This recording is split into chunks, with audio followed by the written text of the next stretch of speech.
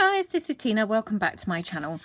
So as part of my giveaway, I asked people to make comments of things that they would really like to see, either in a journal or in a kit or on a video. And one of the things was, you know, kind of generally getting started with your junk journaling. So this is a video for, you know, the most basic of videos, really. Just, you know, giving you what my thoughts would be as to a get started on your junk journaling journey. You know, by no means is this list, you know, the gospel or anything. Please don't take, you know, what I'm saying as, you know, it's the only way, or these are the only things, or, you know, I just have been giving it thought and thinking, you know, what do I think would be, you know, the minimum things that you could, you know, just get started on a junk journal, really. So basically, my kind of go-to things, you know, if I were just starting again, and obviously the other thing to mention is it's going to make a difference if you've come from a crafting world anyway. You know, I had been doing lots of scrapbooking and things prior to my junk journals and making lots of mini albums. So, I mean, I already had my basic things like scissors, glue, inks and things like that, and I had quite a lot of stamps and things. If you were coming to this literally from, you know, from nothing, these would be the types of things that I would recommend. So get yourself a pair of scissors that you find really nice to use. Different people like different ones. I personally really love my big scissors. I buy those packs of 3 from IKEA. I think they were like £1 the last time that I bought them. So it was £1 for 3 pairs of scissors. I do not use the smaller size scissors. I just put them in the kitchen, or, you know, have them in other rooms for other things. I even use them in the garden. I only use the big ones for my crafting. I have tried various different size scissors, and personally, you know, this is my personal opinion, is I cannot get on with, you know, scissors that are that sort of length. Because when I'm cutting, say, for instance, just straight line, it's got lots of places for the scissors to meet, if that makes sense. Whereas these are nice and long, less places for the scissors to meet. But I use these for when fussy cutting items and everything. So, you know, I have tried tiny scissors as well for when fussy cutting. I mean, personally, I just don't get on with those. But I know that some people swear by them and really love them. So just experiment around and find a pair of scissors that works for you. I mean, personally, I have one pair for everything. Again, you know, I have seen other people have multiple pairs of scissors, you know, different scissors for different uses. You know, personally, I just use these for all of, you know, all of my work. So, you know, it's personal preference, really. But get yourself a decent pair that you like. You know, I don't mean decent expensive. As I say, these are just IKEA, but decent as in something you know, get on well with. So scissors, obviously. Find a glue that you really like. Again, I mean, I've shared this before. I always just go for this tacky glue. This is for sale here in the UK. It's Anita's tacky glue. It's essentially, it's a PVA. I get on really well with this. I think it glues really well. I think it sticks really solidly. And I think it dries pretty quickly. So, you know, for me, this is a really good glue. Now, I have, again, you know, heard other people not really like this glue. So, you know, again, it's just a case of experimenting with glues until you find something that really suits you. I mean, you know, other people like, you know, maybe drier glues, or, you know, there's all different types of glues. So just experiment around until you find one that works with, you know, well for you. So that's obviously an essential item. Then the next item is obviously your paper. So here, this is just white copy paper. So, you know, nothing more to that. It's just a white copy paper. So if I just move that to one side, you may wish to invest in a couple of different thicknesses of paper. So this is my regular copy paper, just like the one I just showed you, but obviously I've copy dyed this. So, you know, completely changes the appearance of the paper. And although it's just a cheap and cheerful, you know, copy paper, it now looks, you know, really reasonable to use in a journal. So there's that one. This is a thicker grade of paper. It's like a premium quality paper. I can't actually remember the GSM of this, but I think it's 100 GSM or 120 GSM. Again, I just got it from Amazon, you know, quite a long time ago. But as you can see, the coffee dye-in, it picks it up differently to the normal copy paper. So, you know, this is a nice thicker kind of paper.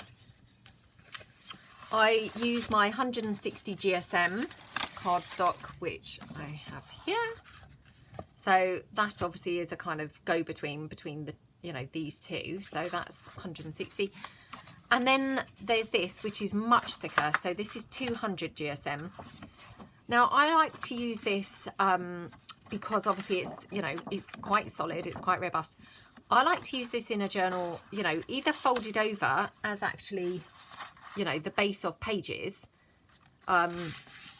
you know, because I really like the fact that then my embellishments can be really quite, you know, heavy, and this is not going to be damaged or compromised.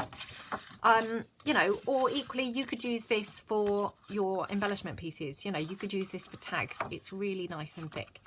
So, you know, they're just normal white cardstocks and papers.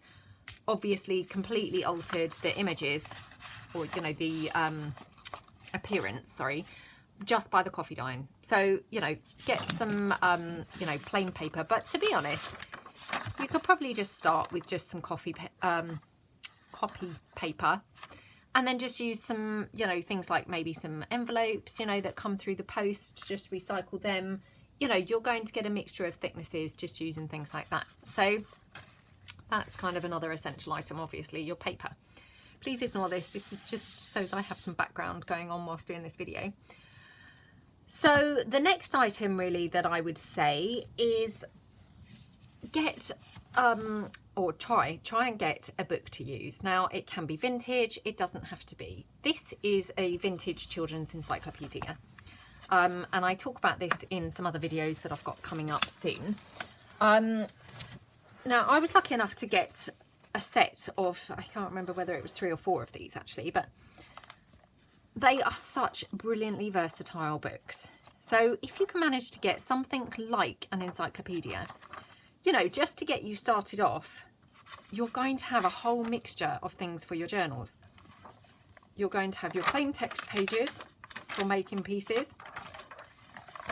You're going to have, you know, all sorts of different pictures going on that you can fussy cut out, or, you know, use however you wish. I haven't ever seen this page before, but I've just stumbled across it. I love it. I love it. I love architecture, so this is a really nice page to me.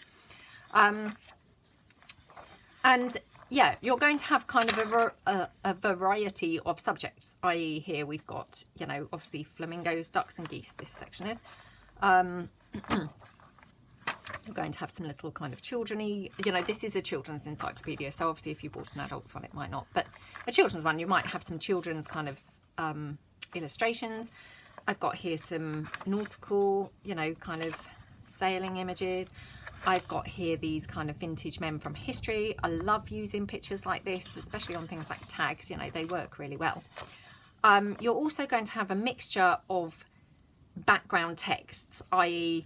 you're going to have the standard text like this, and you're going to have, you know, your contents and things, which is going to be several pages worth, you know, because obviously it's an encyclopedia, and she says that, and there's only a couple of pages, but, you know, hopefully at the back we've got something similar, she says.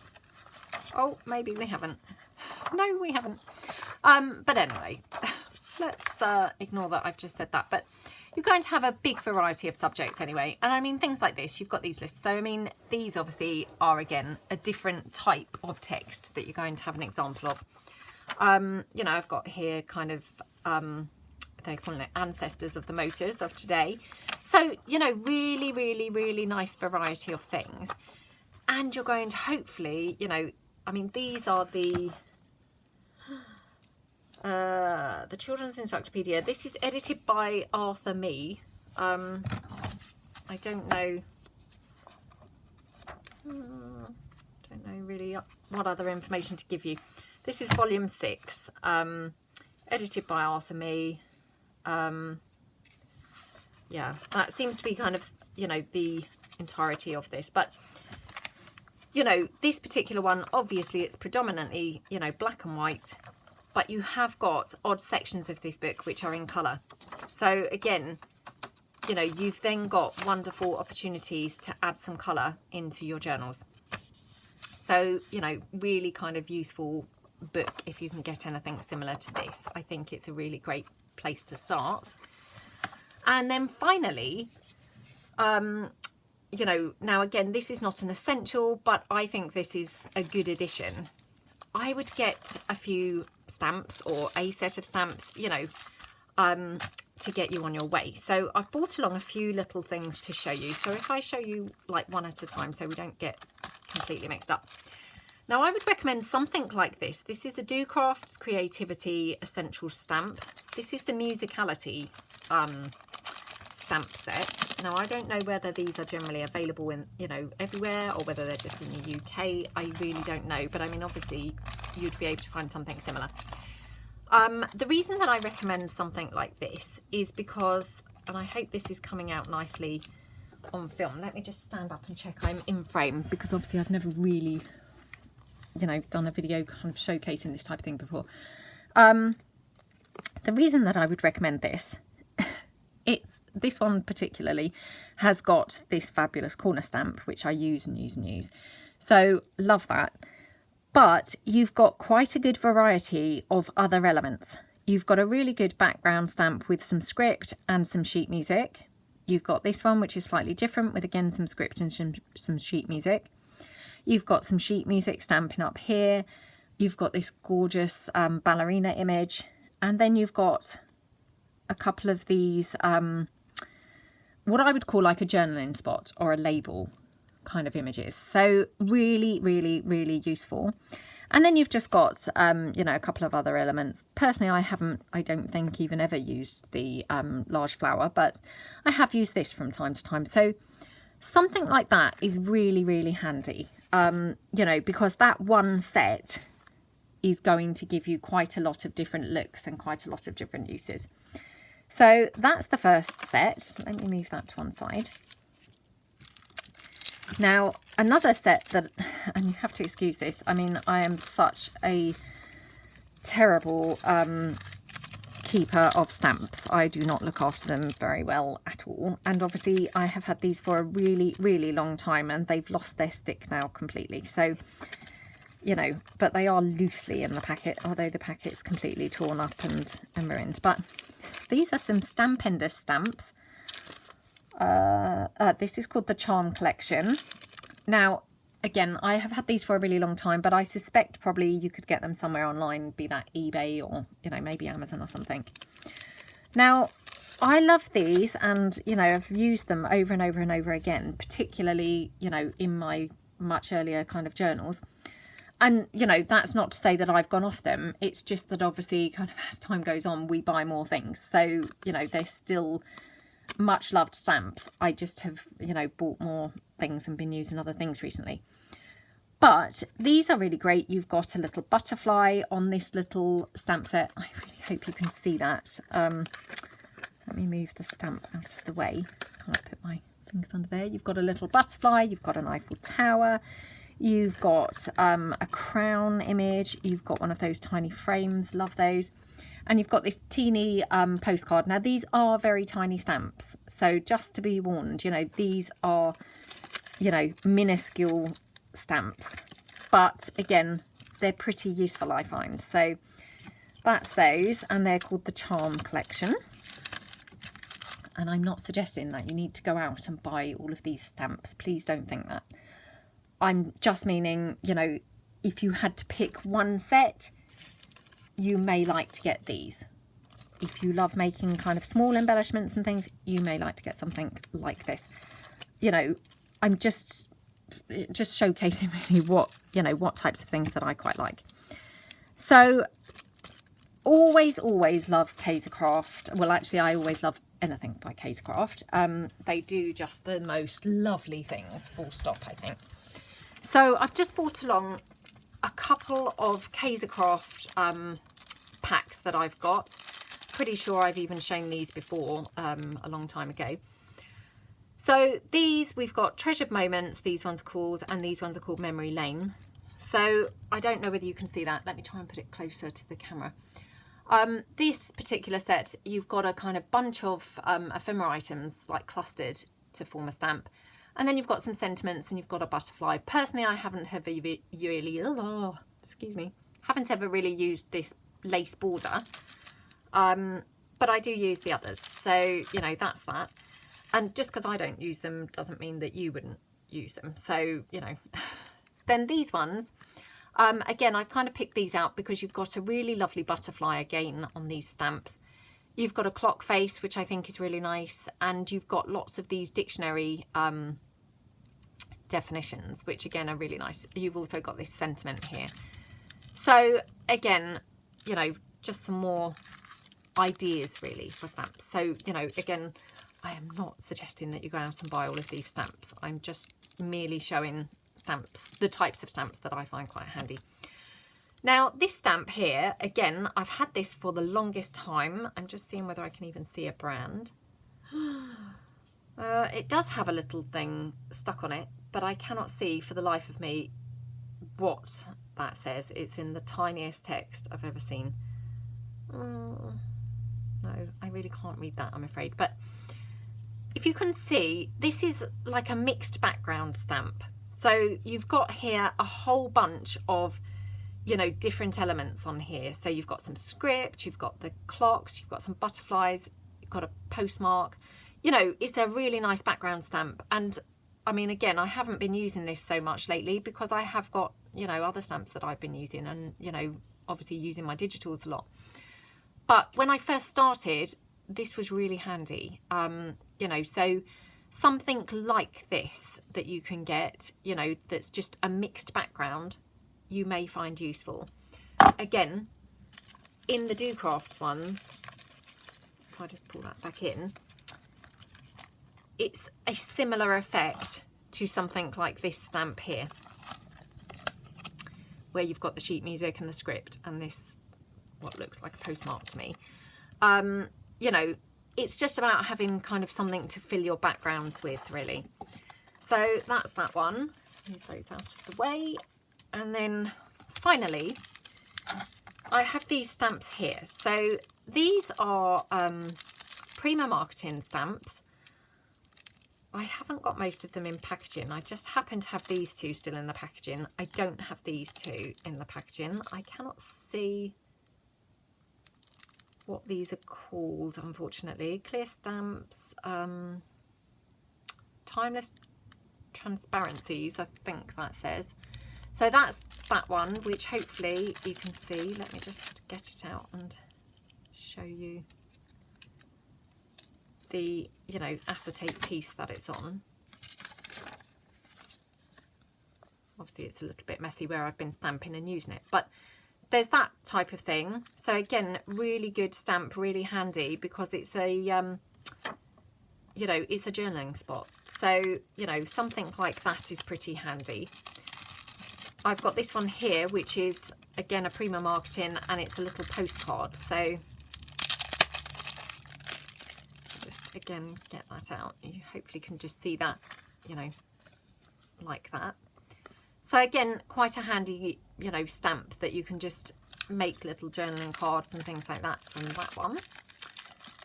And then these two, which, you know, they're not even in their packaging because I have used them so many times. I have got my script stamp. This is the script stamp that I use all the time. I mean, literally all the time in my journals. So if I just, you know, this is that one that I do that with. I love the look of this. So I didn't know what brand this was the other day, and it was only because I've dug these out for this video that I realised it must have been a Prima one because it's the same size and things as those. So again, I've had it for years. I don't know whether you can still get it, but you can definitely get other script stamps. And again, on that Do Crafts sheet, you've got some script on there, so that may be sufficient. So, you know, just sharing kind of ideas here. And then the other one that I've got is this one here, which me just grab out a block. And again, I mean, these have really pretty much lost their stick. So, you know, what you can do is, let me fold this over. What you can do is just pop it down and then press it down with your block. And I mean, I don't know whether this is going to come out very well because I haven't used it for a long time, but it's come out good enough. So hopefully you can see there. Something like that. Again, it's a little journaling spot, really, really nice. I couldn't tell you the name of that, I'm afraid, because again, you know, I've had it for the longest time. So that's the types of stamps that I would recommend. And then obviously to go with your stamps, you know, you're going to need something to stamp them with. You can buy any brand of black ink, you know, anything you like. Personally, I always use the black StazOn, or sometimes the timber brown StazOn. Well, let's just say coloured StazOns, you know, some sort of StazOn. I love the StazOn. I find them really good stamps, really good ink. You know, they stamp really well, and, you know, they are permanent. I can more or less use them on everything. They don't smudge. They're really, you know, I really like them. Again, that's personal taste, and I have heard other people not really like StazOn.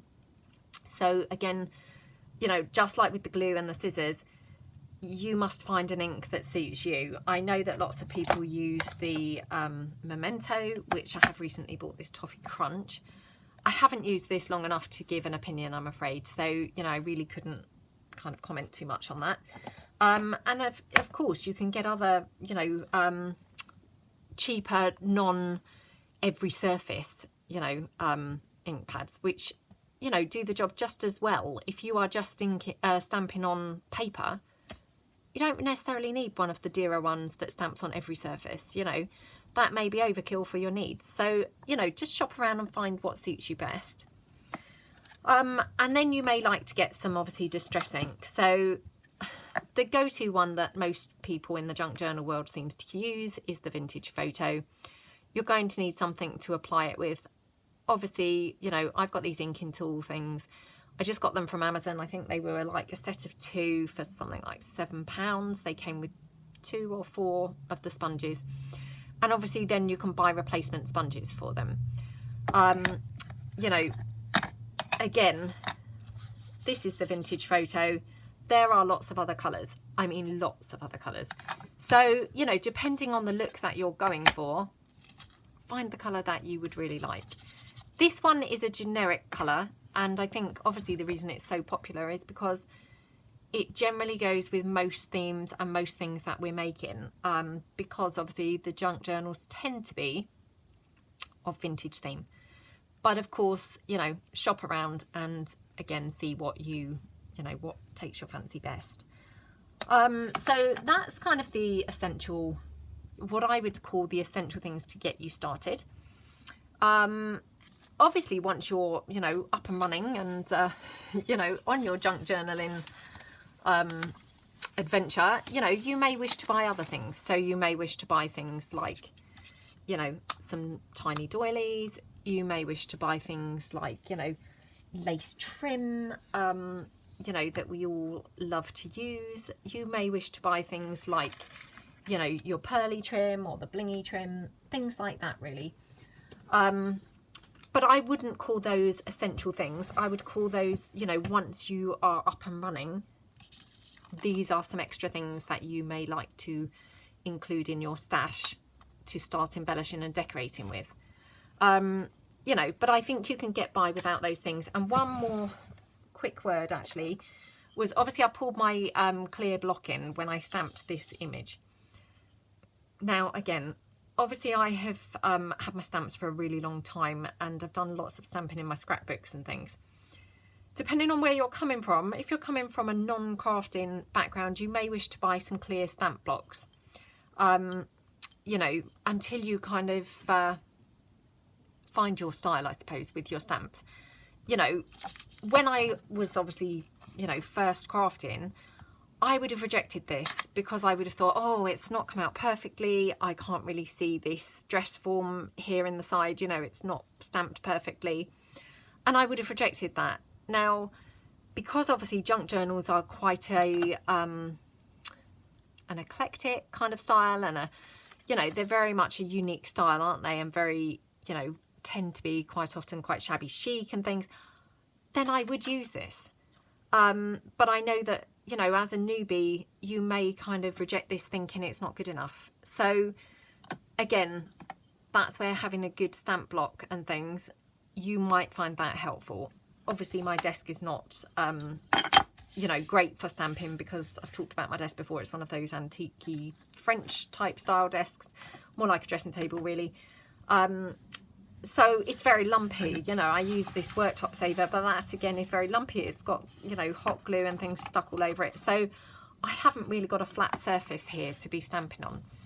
So, you know, if you're going to be stamping and, you know, you would find this not really good enough, probably best to have some clear blocks and probably best to stamp somewhere very solid, maybe like, you know, a kitchen worktop or something. Obviously protect your worktop, especially if you're using the stays on, because that would stain, you know, on your worktop and maybe be a struggle to get out.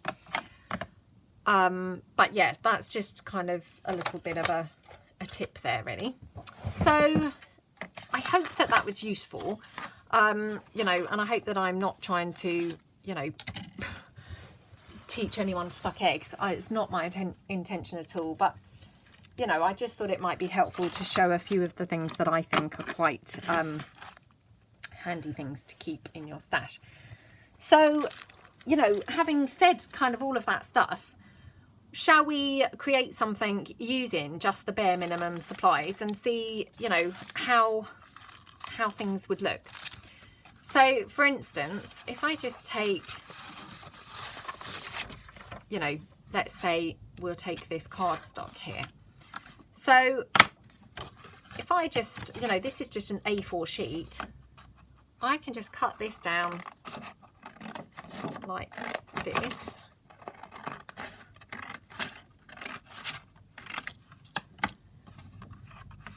And then, you know, you could make things like, you could make your matchbooks books, for instance. So if we just fold that over, I mean, again, you know, you may want to have a bone folder, but I mean, you know, I'm just giving you the sort of bare essentials to get started with.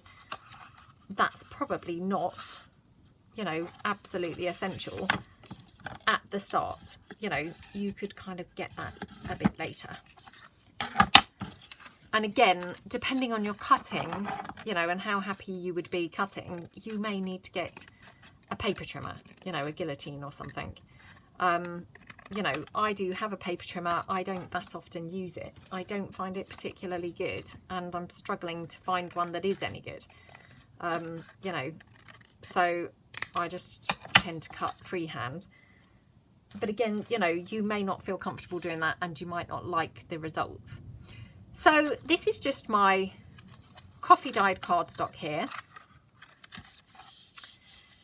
And what we can do is then take the glue and glue this flap down here. Oops. Is my glue going to play the game today? Yeah. So we'll just take that down there, just glue that over like that. So I'm just going to pop something heavy on there just to weigh that down for a minute. And then I'm going to take that encyclopedia. In fact, I'll just put that on there. We won't need to weigh that down. And we'll just pick something out of here to work with. So,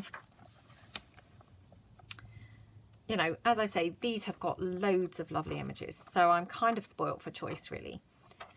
You know, it's, I mean, this is a lovely image. So I think I'm going to use this one. And obviously I've got lots of book page as well to use with that. So all I'm going to do is cut this image out.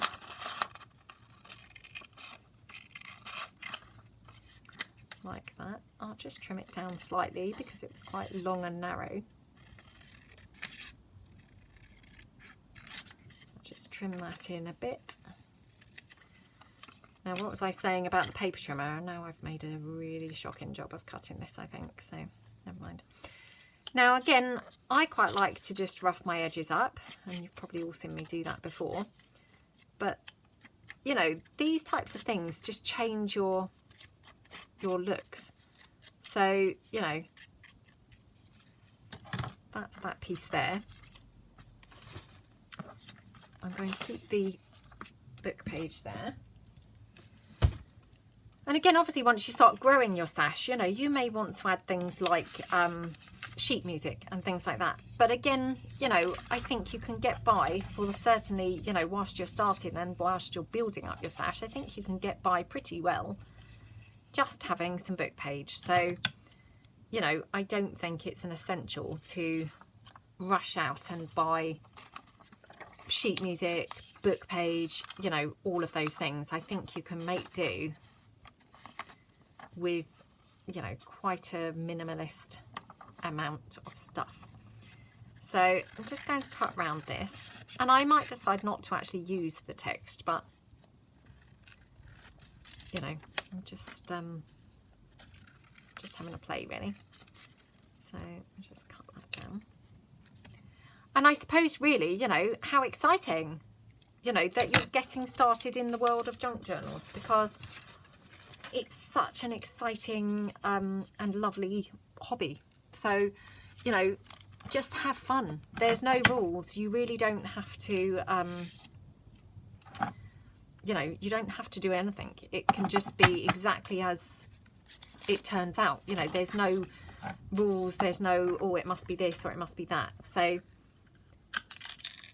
just do what you fancy doing. So I'm just going to stamp this little corner here. I'm going to do it onto some plain paper first, just to check how this is coming out, because I haven't used it for a long time. And then, well,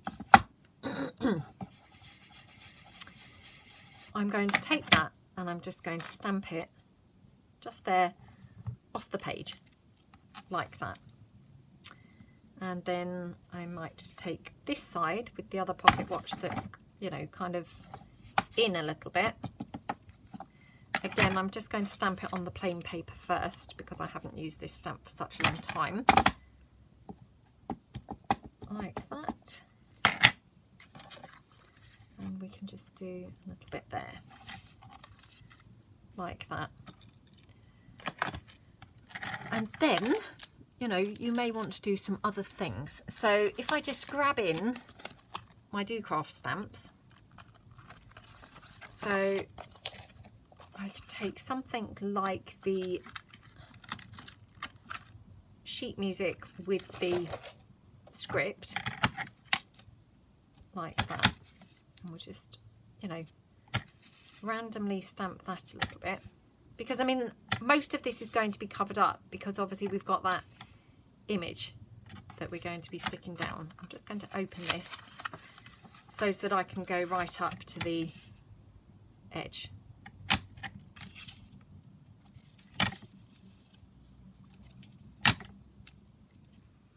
Okay, so that's that.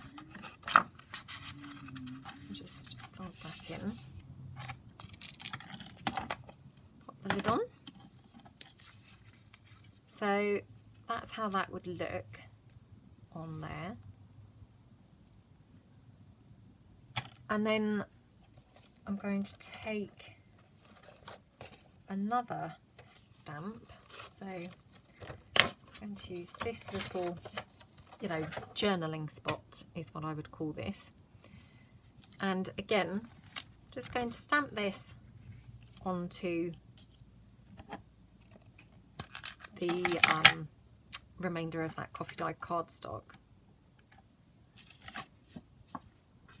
Just to check which end I would like it. So might as well stamp the whole stamp. Now I quite like using these normally cut in half, but I'm thinking because this is quite long, I might like to have it across the middle. So just pop that down like that. Okay.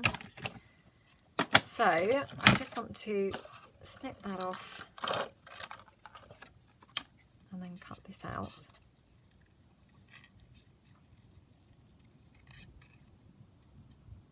I mean, I have said before, but I really love stamps, and you know, I mean, I go through phases.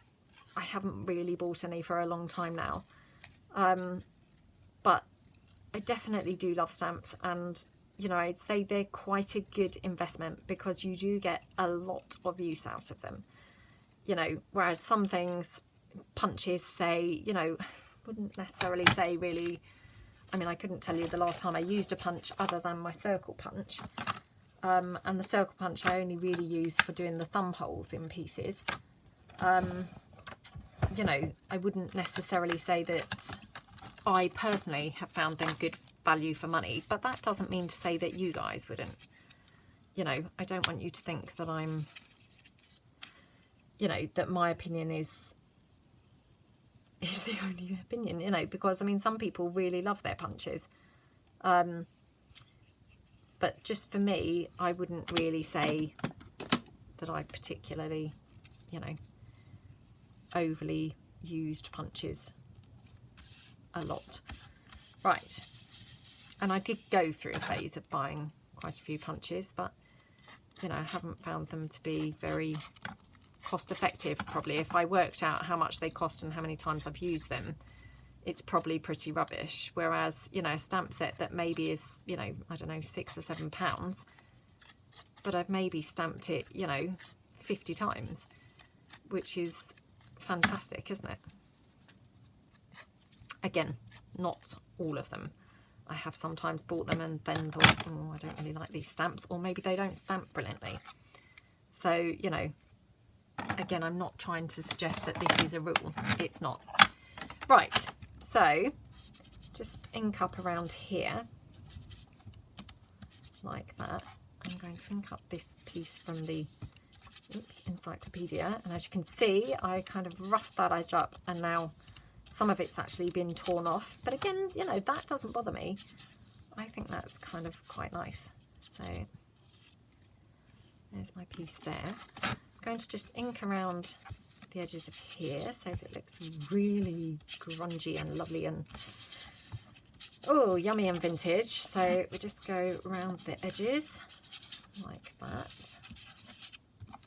Might go around it a little bit more.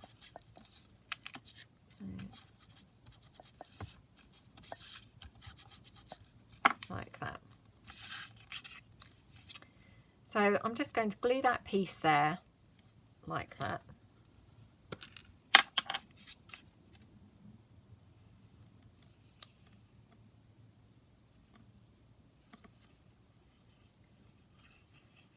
Okay.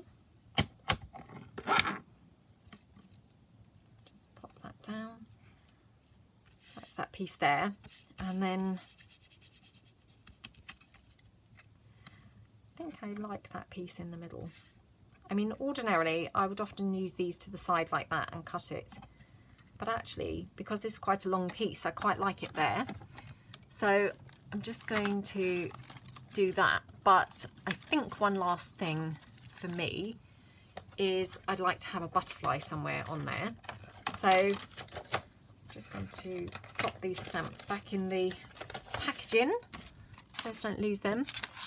So again, now I could use these, or I could stamp out this butterfly here that's on this background stamp and probably use that, which again is obviously, you know, being even more economical. So let's just check how that looks.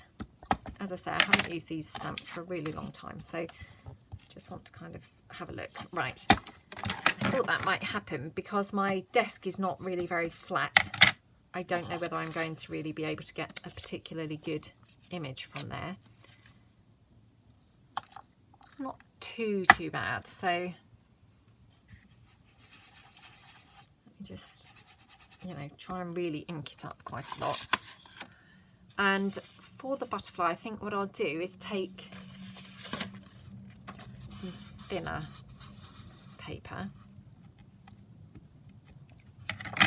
and then I'm just going to try and lay that down on here. So now, again, I am only doing this because my desk is not flat. Obviously, if my desk was flat and I could get a good image, I could just have stamped that, you know, down in the normal way. So I've got, oops, I've got that butterfly there. Let me just cut that out.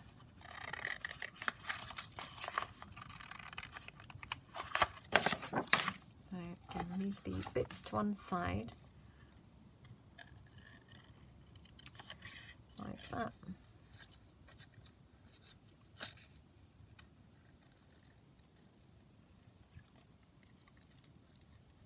Okay.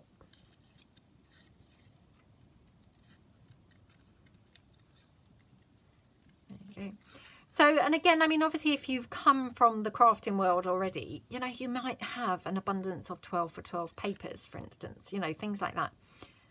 And, you know, that's where I kind of came from, was I had been a scrapbooker. So I had a lot of, you know, paper pads and things like that. I had a lot of stamps.